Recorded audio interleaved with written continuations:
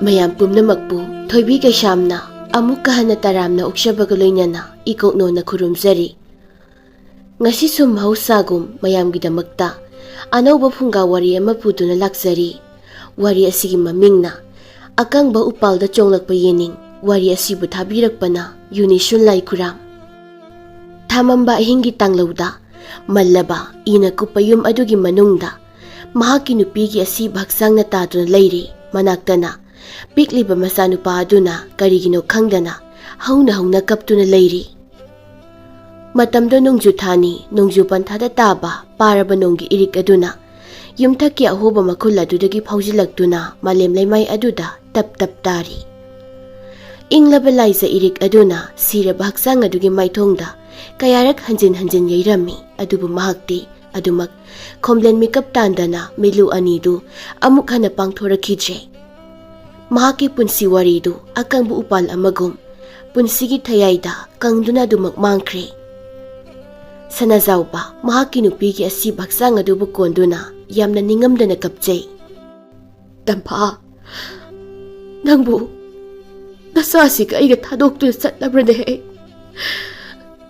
Kadaidano nangna chatliba dubu nangna chatliba lambido ekhoida su taklamo nahak yaudana karamna aina hingawgani pikliba nasanupa asibusu nasasibusu kanada sinarambage si hawgalo aina kauribasi tarabadi nangamuk hawgalo nangina nak asida pikliba nasanupa asina tengthana wairibase nangbu karisu tadabra nasana hanga kaplibase nangbu amuktadi themna khoba tampa nangbu hawgatloga ba.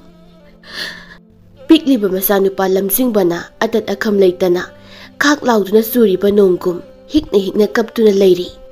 Taibang mirol thoksadrabasu mama kainabagi maisak adubu khangamdana hikna kapliba haibadu oiribra. Sanazaubana masanupabu mathada setna konsinduna nunghikna nairi. Ipagi pari apisak nangsu themba yadana kaplabra. Nangina mana ipa isa anibu thadoklabduna satkre. Nangna namabu amuktadi khamu ba chatkiba yarwe haiduna namagi pisi paiduna yaluba ipagi thamoise lengamdre. Tampa nangdi awaba maisak pumbasi karimata khanglamnaroida ko.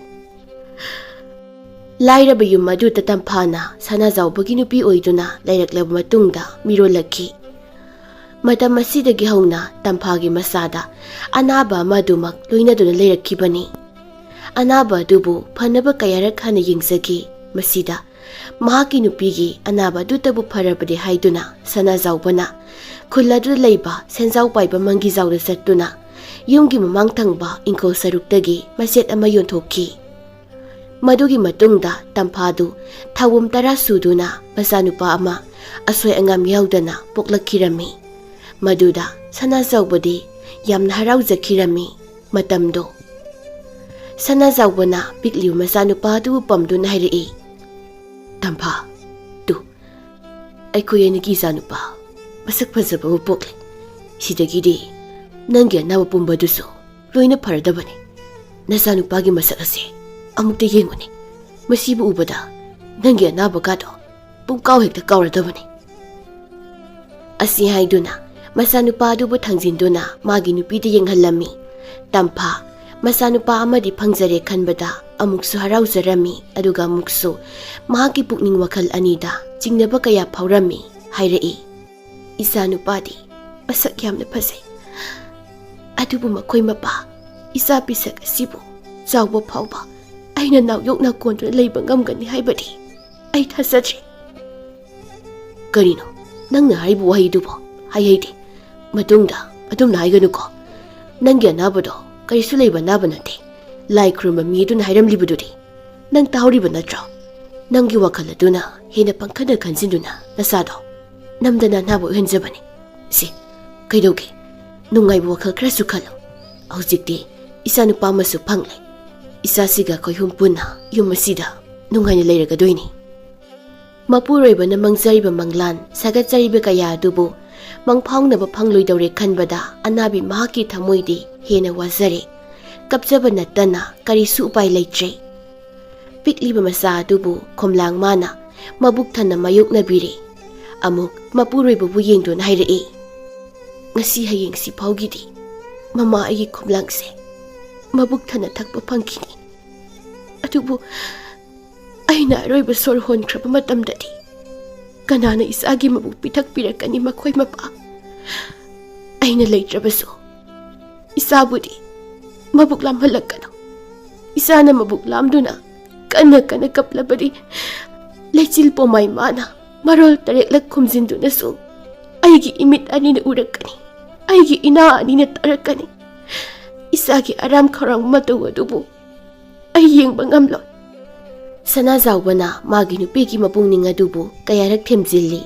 adubu tampagi pukning makhal adudi mahak ase ikoidana sikragani haina asida khandul leirami mahaki wakhal asibu sana zawbana yamna sauninglami thembada yadrabaduda sana zawban hairei aigi pukning wakhal sina waribase nangdi karisu khambide natra nangi aningbatuda ngangsaktuna adumak leire nangna dumna hairaga aina karamna tadun leigadawribudo tampa nangi mohun ai oina sijakige pikliba isa sibu nangna oina mapung phani yuglo onare hairibudo onare nongdambana mahana mapok tena tamlamduna tawribane eidi atubu aina kariguma manung matam sadan leikidaba thoklabadi madugi matungda pikliba isa sigidamak nahak kanagumbi amattaga luhongbirakanu ko isa asina mingonda ima haina kaukibado asengba mama aigi thamoisina taduna khak leiba ngamloi masimatangdi nangna yabiyu ko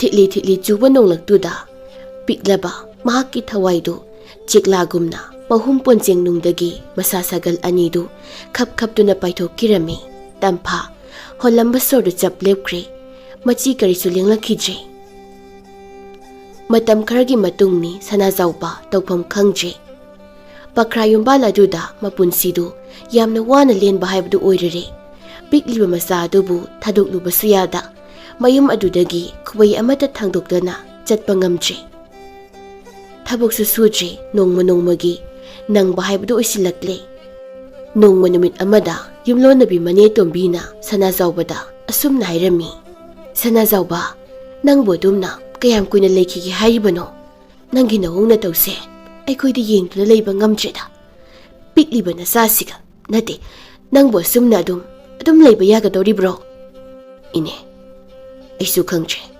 aina hujik tawgadoriba sibu karino awabu pumbasi koknaba pikliba nganga sibu hatokro hairibro ine ai deko adugumu wabu ai baunade kaidobagi isu asibu hatkadoribano isu asidi aikhoina siloba yai aduda nangnadi na sase kanada silohaningde do ha khangje dai bungo aikhoina haibo phamsu nahakna khit yade do nate aikhoina haibo phamsibu kayamuk yamna kairage haiwani ine ai mapa ama oina isabu saungnabu yokpadi ayungmani madu ngamtrabadi aise matik sado mapa haibadu oirabani aduga ine khoina haibo phamdumadi ayyabu ngamjaroi nangi madugi wahidudani ine khoidine nangi yum sida khongase thangjinuna changningdribasi nang haire chajen bidongna nupa nangna nacha bisagadubu chenana sum leire miyamna nangina tawsibu karina hainaramgani mado nang karigi khangde nang wakal yamna khanmande ko aikhoina haibu wafamse nangondadi sinaba hu saw haina haibaga trapek manakre ine adumna su khanbigano ine khoi lerambagi aisu asumna leiba ngamlamlibani ine khoina haibu wafamduda aina hiktoksabagi wafamsuna sade aibu amuk nangna luhong haibu wafamdo madubagtangde haibigano haidaba yadene nangna angawa madongna leiraga nangi punsina oigadoribasibu karino nasa haire Chahi yambasu natri. Adu wana leigadabagi saruk. Nungaiba punsi lambel amada chat phauba kayamuk yamna kairabagi. Aduga nangnane aikoina haiba luhongbagi wafam asida asuk yamna yaningdribasina karigino kari maram laibagino ba. Ine isagi laioikraba mama aduna aroiba mitkup aduda papa aigi pamda angang asibu sinaramduna atopa mama amatana isa asibu yokhalakano atopa nupida ima haina kaholakano haiduna aingonda hairamini ine adugi oire aidi kari malure sana zauba aihoisu nangi nupi tamphado nushi da haiba natti adubu mahakti sikrabani amuk hanhalakpa yaroidaba nangi na sasina mabuk lamduna kablakpada nangi nupi sikrabiduna lakduna komlang inbirerabro sikrab mi amana hairama wapambu nangna ngaktun leiribanine nangse onthokna pangidako mahakna siramdrabadi aihoisu asigum wafam ase nangonda hairamloina mahakna poklama masasibu nungsibagi afaba yaifaba haibado oiheningbagi naunamuk luhongse haibani masibu kari kaibagi ine khoina haribasingdo loina sumi ayamadi isasibu nungsibagi apabu oiheningbagi haibani haiba ai khangse mahakki aroibu wahai aduna ai ikhong ikut ase krak sena laksintuna phadron thamkri machimta lengma ngamchi ine ho mahakki aroibu wahai aduna ne hayeng masasina mahakki mama kanano hainang matamda sikrabi mana chongthoroktuna ne mamani haidana leplagani haibro kanade mado taba yabu wanateko yengoi inina ne nupi masilibani masale sabini masak matawgane yam phajakrabazani nang uraga khangani hairibasini mado nang yadabu sukya yaroiko ine madu ai ngamsaroida ai amukana luhongge country aina muk luhonglagana isasina kamdauba ai luhongba ngamla nacha sigidi karisu wagano ine khoi leiribasidi ine khoini yokani aina ne nupidu nangse pakhangni nupi thijibani haina haisinkhibani aduna nangina sase aina matam khara yoklage hayeng nupiduna yumsida leiraba tungda asemu wari wakung aduna tapna hek hairasi inena haiba siliba sidane nang yadaba yaroiko natrabadi inedi nangi yumsida sungsang hek janglaoi hairibasiniko phare dudi ayamuk chatlage nang wakal muna khaluko asum nairamlaga tombidu satkhirammi sana zauba kari haina khangadabano khangche ahing supaduma wakal khalami aibu luhongba pakhang saduna nangna luhongba aduga aigi sasina kamdokba luhongche aini isasibu itantana yokpana mapung phagatra isana ima piyo haina ningai torokpada aina kanabu piba ngamgani pare wapamase ai yarage ai luhonglage luhonglabu matungda isa lamjingbu masak taklage maduda thorokpasing adubu aina ngamnaba mung mayoknarage numit ninigi matungni sana zaubana tombigi mayumda satuna luhongbagi wafam aduda hoi yare haina hairammi maduda tombidu yamna harawbana loikre amaromda sana zauba si piklingaida mama kainaki madugi matungda mane tombina mabu yengsinduna leirakibani masina sumaram oiraga wafamdudagi mai leituna senba ngamdabani tombina nokfe tawduna hairai adunidana phare adudi aine kana nohuraga nupi mayumdi hekta satlurage apok lonsu yengthoraktuna ne luhongbagi matamsu thuna leplage nangsu nayumna kaido nangna mu semsinaba tawroko sana zaubaga tampagasi kaina katkibani maduna mayumma kaisu amata semjilhawdabani adubu handaki matang asidadi semjindaba yaridawri sana zauban hairai ine yum kai semjin bhaibasisu selamuk sangadoini do nahan makai thabaksu phajanamta sudabana agi kutta selde mata leitre selgi wabu kaino inkol saru khara hekti yothokisi hayeng ngamlakanda amuk hansinbara natraga mahut leibra ama tawraga loire nakoi ni sanglagane sel tanbadaibu ikui dana ne mariabdum loba ngamni Asin arang haibi tombina handaki matang asida loina silangli. Hayeng tungmaida kari puthokladaba. Aremba wana sangen saba haibdu tawgadoribra. Adu natragana waikup pubi mahakna kari saithengbu phanglaba yaba yengba tai. Losinduna thamba yaroida wafam kayabu phina kupsinduna losinduna thamlaga migi masala sabi aduga sanazawbga luhonglami. Lamjingbana tombina makoida puduna thamki. Numit kharanigi matungni angang oiriba lamjingbado yamna kaplami. Tombina temada phawba sukna yaramde. Numit kudingi asigumani ngai asi toina sumhelai matawasida mahaki thamoidi sauningbana loikre adu wafamdu chinbal thokluba matamda matang saji khanduna khangduna leisili. Somdana nauna luhongbi kethabina sanazawbaga punna nungaina leirami. Anauba naubi oirikanda chaningbada sadu leirami. Kethabigi suman ai sakta madubu yenglaga sanazawbadi magi thamoina kethabibu Nunsiba sumasum henjilaklami. Nongma nongmagi Nunsiba helakpasina hojikti mangona pungluplupa haibadu oirakre. Masanupa lamjingbabu kaukthokre nongmata masagi wakhalsu khalujre. Asumna sahi amagi matungni sanazawba amadi kethabi makhoi anigi masanupi ama poklami mamingna thambal haina kaurami. Masanupi adibu phangbada sanazawbadi yamna harauzarami. Adubu matam asi phawba masanupa lamjingbagi wakhal mahakna khalude. Urabasu masana taba madawna kaunganglamde hojikti matam amada mahaki thamoida phawramba masanupa adubu Nunsibagi mayai adu pumnamak mangkhre. Pumnamak tayonakre madu pumba nauna poklaba masanupiduda oina loina haijinkre.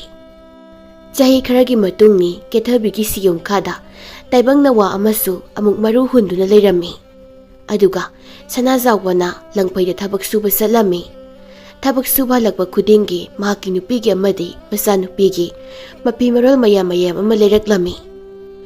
Somdana tombina lamjingbabu tati tawoina tawba hawrakli matamsi lamjingbasu marol thokle. Losingibu wafam pumnamak aduna lamjingbana sanazawbasi mahakpu hek pokpa mapan haibasi khangba ngamjaramde. Nongmagi numitni tombina lamjingbabu jai thaduna phurami. Aina tawgano haibamaktada lammen masaduna adum tawba khanglabra hojikti nanamdu tatlidana nang. Hai nang sijakrone he nang yokpada ai ase yamna warabanine. Asi haiduna jai aduna makhatana phurami. Yumthangnabda leiriba kethabina thawung adubu uraduna sensinduna angang phuribadubu khamdokpirami. Ine angang asida adumna phuba haunade ise amukta tokpiyo angangse chaifam ngakta ngairi. Masida sikrabadi aise waisangadoribani migi phanaba khaluba hojikti ikoktak asida achaubu nungpa kayamana nanduna leirare. Kethabina lamjingbabu khamdokpiduna makoigi mayumda purami. Mangol aduda phamanduna asumna hanglami. Lamjingba nangbu nabokta kari tawrabage? Lamjingmina khumlai. Aido chak yamna lameba aduda chakhumda chak khara leiramba adu lokthokduna charuba adugi ibok nengonda phuriba. Angang asigi wafam asi tabada kethabina tombisi karamba miyoina haibadu chapchana khangba ngamle. Mamang thaktagi suhongna mahaki litcha sajat asi mahakna kayama ure kayama khangkhre adubu matam amada mahakna sinbi langbiduna nungsizariba mapuroibasiga waithungna hankhibani khanduna karisu haiba ngamjadabani kethabina makha tarai. Isabu chakpuk thana saba phangjabrane? Aidi ngarangsu sade ising tang thaklaga ahing tumi aina chak lame hairubasu ibok nengonde hekta phui tu aigi haksangna lariba chaifam mayamse ibokna phubagi ngangtani. Adu indom cha aigisu ima ipa anidu leiramladi yam nungairamgani ko. Angang adugi wahi aduda kethabi mamitagi mapi tarakhiba khanghaude hairai. Isagisu aikhoi mayam leirisidi aisu leiri nanau nupisu leiri aduga kakasanasu leiribasidi phare. Isa sak lame haiba natro aikhoida sak lei chak charu lao. Asi hairaga imungda pusinbiduna sak pijarami. Tanza sida sanazawbadu langfaidagi halaktuna mayumda thunglare. Magi nupibu hauna kausirami. Kethabisu taraduna mapalda thuglaklammi mai okthokpiduna mangolda kakhatkirami. Kethabina hairei. Handakti yam thuna yumda halaina. Ho nangi nasakto yam uninglakpa. Ada lengamdraduna hitachelaba. Se ainane adagi nangi likama isanupigi mapi marolga adugane. Isanupagi sanapotka lerakpani. Poksu poktriba sikibo. Kuijre. Handaki sidi nupa oigani haina aina thasai. Isanupa matanga yarobadi yam nungaidauba. Thongsil marum aduda angang oiriba lamsingbana ngathatuna lepli aduga makhoina tawriba lairiba sanapotu yengli. Sanazawbana angang adubu ureduna phuk hagwali aduga makhona singthoktuna hairei. Ai kanana nangonda yumsi sangu haige. Ha aina changlakanu haiba natro. Kethabina angang adubu singsintuna hairei. Karino angang dabu dum naiba hunabro lamjingbase aina pusilakpani. Karigi nangdi yumse pusileiba. Karisu khangzadriba angangsibu inye tombina chaina phudu leirami. Maduda aina khamdokna purakpani. Chakhrasu pijaramba. Hayengkaidi angangse yumda pusinba yaroi. Hek pusilamlabadi nangsu aina. Kethabina sat amuk hairei. Karigino nakhoi mayamna angangsibu asuk tathina tawbiribasibo pikliba angangsina nakhoida kari lalamage.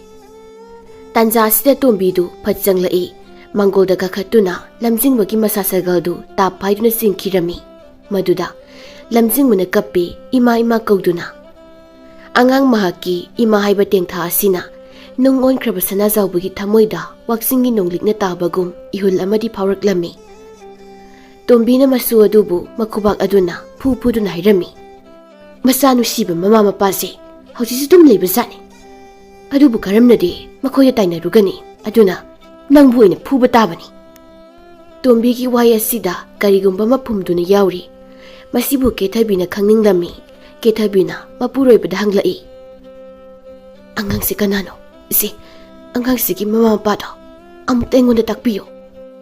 Ai khangde ai lamsangalakpagi yam ware imungda ngakta pothaki. Asi hairaga imungda sangkhirami numit kharanidi mahak yumsida lengdana leiba tarami. Numidang amani tombina isau langli. Masase pokai pokthoklaga karisu hana yengda leiba ngamba haibasibu karamba thamoina haiwani. Migi masase aigi oina punsigi yoke haiduna haikibudi nateko. Nakhoina khoigi punsigi yaifanabu hotnabadane khurau thangani khanduna matam khajiktangdi haidana aina phadoktuna thamkhibani. Si ainane ko aine thoek changsilaga nasase laujaro na hayuniko. Amuk mamit aduna lamjingbu yengduna thina hairei. Nang ngasidi imungda tumba yaroi. Si nangi nayum nate law mapalda leiru law. Asi haiduna angang atubu makhut paiduna singthoktuna mapana thamlami. Aduga thongdu setna lonsinkirami. Lamjingmuna thongdu thinuna kapsai. Bubo thongsimu thangdokpuyo. Ai mapanda leiba kizai. Bubo Tombidi manako makhul aniduda lasing mayom ani mesinduna ningaiduna tumkirami. Angang oiriba lamjingba upai karisu leitre. Yena kharomda phamduna hikna kaptuna leire. Thenglaga magi haksangda akibasu phawrami adubu masi karisu lengdana kaptuna leirami. Lamjingmuna kapliba sibu yumthangnabda tumliba sanazawbuna tarami. E kanagi angangno ahingsida kapliba sibu onthokna thamoi sukna sukaukreda. Kappagi khonjeldo adumak tari. Tengthana Oiba khonjel adubu taraga magi thamoida adungai mahaki masanupana mama kainabagi matamda tengthaduna kapkhibdu ningsinglaklammi. Ipagi bungo lamjingba ahingsida nangna dumna kappadi isabu kaidobu yaurage. Isana kappagi khonjelse napa aina taduna leiba ngamche. Asi khanduna phamungdagi haugattuna mapana thoklaklami. Phaklang aduda septhaduna yenglami uri amamba marak aduda mabuk thoki masanupana hikna kaptuna leiribado. Lamjingbana kapna asumna suhairi. Ho ima "Oh Papa, nasa yamna ki. Nasa iginakta lao. Ibugna ibug pubi. Ibu mapana thabiri. Ay yamna ki eh. Ay ginakta lao ima. Papa." Masagi wahaya sida thangzinge khaluba khongthangdu jab lepkhre. Mitludagi pirang sintharae adumak masagi manakta sangkhijre. Amarom da kethabina mapurebagi maphamda lamjing bisi kanagi masano haina tatana hangzarami adubu sana zawbana kari supa khumpiramde. Kari maramdagi mahakna mabuktoki masabu mitopni haina khankhibano haibasu khangzade. Nongmagi numitni mapuroiba leitringaida kethabina tombigi mayumda sattuna tombida sumna hanglami. "Ine, lamjing bisi kanagi masano? Isi, aingonda mukta haibiyo." Masida tombina khumlami. "Ho aibune phatti haina paukthokpiba mi yam lei. Paukthokpinaba yam leiye. Makhoi makhoigi phanabasu hotnabiruba aduga awaba pumbasu aigi thakta loina taba. Angang asigi haktakta aidi siningba haibudi yaure. Mama mapana masabu masak khangba ngamdaba ningsingba ngamdaba haibase aruba leina makhal amani ko. Ai wa makha taningche. Bima thuna chalhawro. Napuroi phalaklabadi soidane wa thoklani." Mane nasu mapuroiba nasu angang asigi maramda aronbu wari ama kupsinun lotli haibasi mahak masana khangzare. Angang asigi matangda makoi anina karigumba wafam khara phumjindun leire haibasi khangzare. Amaromda kethabina lamjingbu yamna nungsi.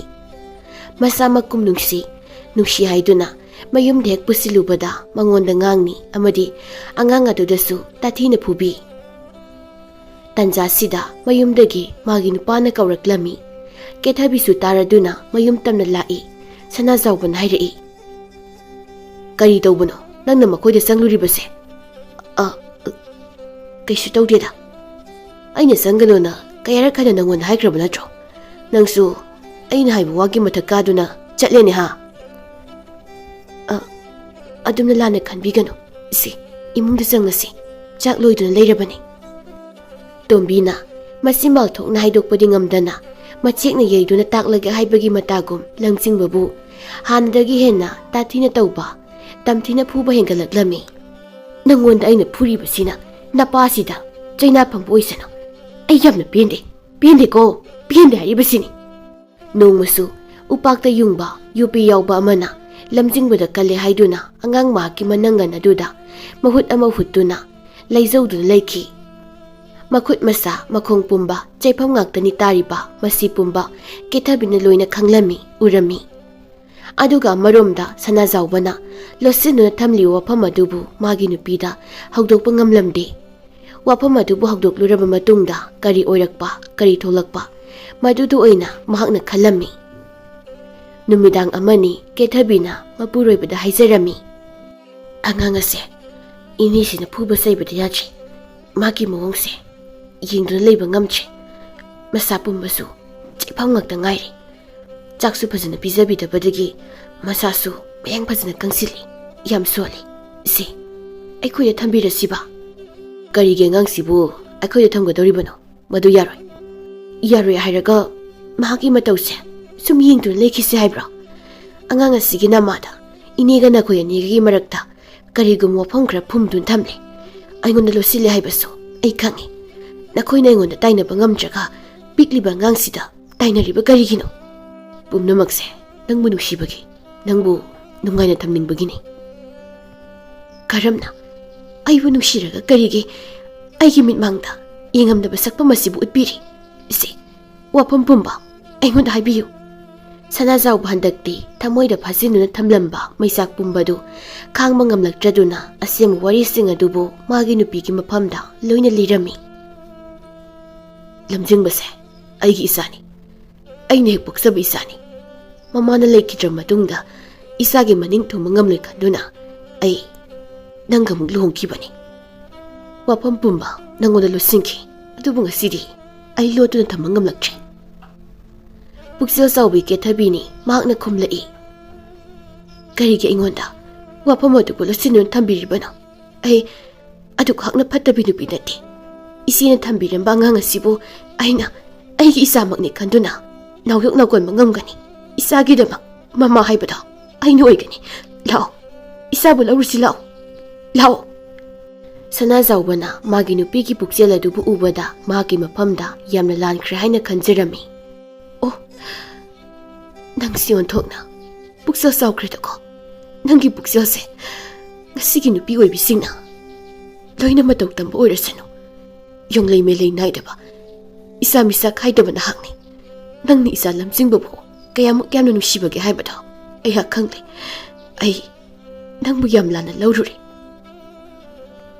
ꯄꯨꯝꯅꯃꯛꯇꯨ ꯂꯣꯏꯈ꯭ꯔꯦ ꯍꯧꯈ꯭ꯔꯕ ꯋꯥꯔꯤ ꯉꯥꯛꯇꯅꯤ ꯍꯧꯈ꯭ꯔꯕꯁꯤꯡ ꯑꯗꯨꯅ ꯅꯤꯡꯗꯣꯜ ꯄꯣꯝꯗꯨꯅ ꯍꯧꯖꯤꯛꯄꯨ ꯑꯃꯨꯛ ꯀꯔꯤ ꯀꯥꯟꯅꯗꯣꯏꯅꯣ ꯏꯆꯥꯕꯨ ꯃꯃꯥ ꯑꯩꯒꯤ ꯏꯊꯥꯁꯤꯗ ꯑꯃꯨꯛꯇ ꯁꯦꯠꯅ ꯄꯝꯖꯒꯦ ꯂꯥꯛꯑꯣꯕ ꯏꯆꯥꯕꯨ ꯂꯧꯔꯁꯤ ꯃꯇꯝꯁꯦ ꯊꯦꯡꯂꯕ ꯑꯍꯤꯡꯅꯤ ꯍꯌꯦꯡ ꯑꯌꯨꯛ ꯍꯦꯛ ꯅꯣꯡꯉꯥꯟꯕꯒ ꯏꯆꯥꯕꯨ ꯑꯩꯈꯣꯏꯅꯤ ꯆꯠꯇꯨꯅ ꯂꯧꯔꯁꯤ ꯏꯆꯥꯒꯤ ꯃꯐꯝꯗ ꯑꯩꯁꯦ ꯃꯍꯥꯛꯄꯨ ꯍꯦꯛ ꯄꯣꯛꯆꯕ ꯃꯇꯤꯛ ꯆꯥꯗ꯭ꯔꯕ ꯃꯄꯥꯅꯤ ꯍꯥꯏꯗꯨꯅ ꯑꯩ ꯁꯛꯇꯥꯛꯂꯨꯒꯦ ꯏꯆꯥꯒꯤ ꯃꯐꯝꯗ ꯃꯄꯥ ꯑꯩꯅ ꯂꯪꯖꯈꯤꯕ ꯏꯔꯥꯜ ꯄꯨꯝꯕ ꯉꯥꯛꯄꯤꯌꯨ ꯍꯥꯏꯅ ꯍꯥꯏꯖꯒꯦ ꯁꯅꯥꯖꯥꯎꯕꯅ ꯃꯥꯒꯤ ꯅꯨꯄꯤꯕꯨ ꯊꯦꯝꯖꯤꯟꯕꯤꯔꯝꯃꯤ ꯃꯊꯪꯒꯤ ꯅꯨꯃꯤꯠꯅꯤ ꯑꯌꯨꯛ ꯑꯗꯨꯗ ꯁꯅꯥꯖꯥꯎꯕ ꯑꯃꯗꯤ ꯀꯦꯊꯕꯤ ꯃꯈꯣꯏ ꯑꯅꯤꯗꯨ ꯃꯅꯦ ꯇꯣꯝꯕꯤꯒꯤ ꯃꯌꯨꯝꯗ ꯊꯨꯅ ꯆꯠꯂꯝꯃꯤ ꯃꯥꯡꯒꯣꯜ ꯑꯗꯨꯗ ꯇꯣꯝꯕꯤꯗꯤ ꯊꯋꯥꯏ ꯅꯨꯡꯉꯥꯏꯇꯅ ꯎꯪꯗꯨꯅ ꯐꯝꯗꯨꯅ ꯂꯩꯔꯝꯃꯤ ꯁꯅꯥꯖꯥꯎꯕ ꯑꯃꯗꯤ ꯀꯦꯊꯕꯤꯅ ꯂꯥꯛꯄꯗꯨꯕꯨ ꯎꯔꯒ ꯇꯣꯝꯕꯤꯅ ꯀꯞꯇꯨꯅ ꯍꯥꯏꯔꯛꯏ ꯁꯅꯥꯖꯥꯎꯕ ꯏꯅꯦ ꯌꯥꯝꯅ ꯂꯥꯟꯈ꯭ꯔꯦ ꯅꯈꯣꯏꯒꯤ ꯃꯐꯝꯗ